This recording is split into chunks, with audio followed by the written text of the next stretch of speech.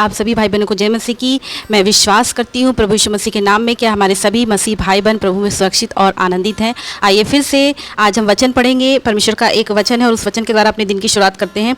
आप देख सकते हैं भजन संहिता अध्याय 37 का पद संख्या 16 लिखा है, धर्मी का थोड़ा सा धन दुष्टों के बहुत से धन से उत्तम है। इस छोटे से वीडियो में मैं विस्तार से नहीं बल्कि संक्षिप्त में बताना चाहूँगी, समय को मद्देनजर रखते हुए वचन हमसे क्या कहता है। लोग जब किसी धनी व्यक्ति को देखते हैं तो वो अपने अंदर हीन भावना महसूस करते हैं या दुखी हो जाते हैं कि हम तो इतना मेहनत करते हैं फिर भी हमारे पास उतना पैसा नहीं है जितना कि एक धनी व्यक्ति के पास है, और उसके पास कितना ज़्यादा है, वो सक्षम है, और मेरे पास कितना कम है, कितना ही कमी में जीवन जी रहा हूँ। इस संसार में दो प्रकार से धन कमाया जाता है, एक तो ब्लैक मनी, एक ईमानदारी का पैसा। तो जो ईमानदारी का पैसा कमाता है उसमें बहुत मेहनत लगता है, लेकिन ब्लैक मनी वाले तो वो किसी भी वक्त इतने अमीर हो जाते हैं जितना कि आप पूरी जिंदगी कमा के नहीं हो पाते। लेकिन प्रभु का वचन कहता है कि धर्मी का थोड़ा सा धन दुष्टों के अधिक धन से क्या है, उत्तम है। पैसा हमारे पास कम है या अधिक है, इससे भी ज़्यादा मायने रखता है कि हमारे अंदर संतोष है या नहीं। हमारे अंदर यदि लालच है और प्राप्त करने के लिए तो हम पैसा बहुत इकट्ठा कर लेंगे, लेकिन फिर भी हम कभी तृप्त नहीं हो पाएंगे। लेकिन संतोषजनक कमाया गया पैसा, आपका 2 रुपये आपको इतनी खुशी देगा, जो गलत तरीके से कमाया हुआ पैसा उनको खुशी नहीं दे पाएगा, क्योंकि उनकी खुशी चढ़ी है।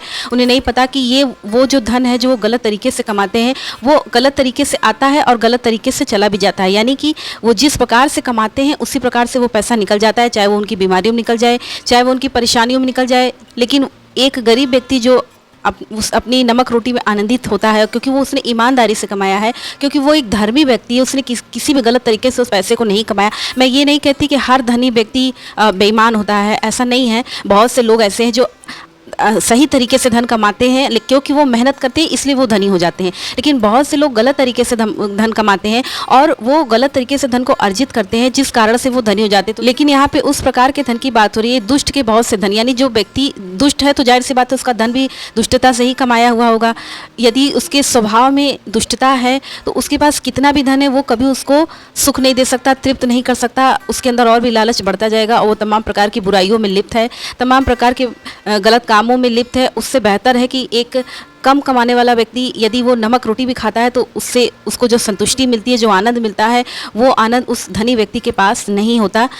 ऐसे बहुत से उदाहरण आप लोगों ने अपने जीवन में देखे होंगे कि कुछ जो मध्यम वर्गीय फैमिली के लोग हैं वो थोड़ा ही कमाते हैं, लेकिन उनके परिवार में प्रेम है, आनंद है, शांति है। और बहुत से ऐसे धनियों को आपने देखा होगा जो कि दुष्ट व्यक्ति हैं और गलत तरीके से धन कमाते हैं, गलत तरीके का जीवन जीते हैं, ईश्वर के मार्ग पे नहीं चलते हैं और अपनी मनमानी जीवन को जीते हैं। लेकिन एक वक्त ऐसा आता है कि वो कितना भी धन कमा ले उस धन से संतुष्ट नहीं होते, उनके पास वो खुशी नहीं होता, उनके पास वो आनंद नहीं होता। क्यों? क्योंकि वो दुष्ट मनुष्य है, क्योंकि वो ईश्वर की इच्छाओं पर नहीं चलते हैं, क्योंकि उन्होंने अपना मार्ग अलग कर लिया है। वो मनमानी जीवन जीते हैं, वो पाप का जीवन जीते हैं, और वो कितना भी अधिक धन कमा ले लेकिन उसमें उनको शांति नहीं रहती। और मैं ऐसे बहुत से धनियों को जानती हूँ जिनका परिवार खुश नहीं है, सुखी नहीं है, और उनका गलत तरीके से कमाया हुआ धन उनके बाल बच्चों के लिए एक श्राप बन जाता है और उनके बाल बच्चों को वो भुगतना पड़ता है, जो उनके माता पिता गलत तरीके से धन अर्जित करते हैं, गलत तरीके का कार्य करके धन अर्जित करते हैं। मनुष्य ईश्वर की इच्छा के अनुसार जीवन जीता है और ईमानदारी से धन अर्जित करता है, प्रभु उसे बहुतायत से आशीष देते हैं। जैसा कि प्रभु यीशु मसीह ने सिमोन पतरस को आशीष दी थी, जब उसके नाव में जब वो रात भर मछलियाँ पकड़ा, उसके नाव में एक भी मछली नहीं फंसी। लेकिन जब प्रभु यीशु मसीह ने कहा जाल डालो, तो गहरे पानी में ले चल के जाल डालो, अपने नाव को गहरे पानी में ले चलो। और जब वो गहरे पानी में नाव लेकर गया और जब उसने जाल डाली तो उसमें बहुत सारी मछलियाँ फंस गई। तो एक प्रभु ने उस एक मछुआरे को इतनी आशीष दी, जबकि वो एक मध्यम वर्गीय परिवार का मनुष्य था, व्यक्ति था।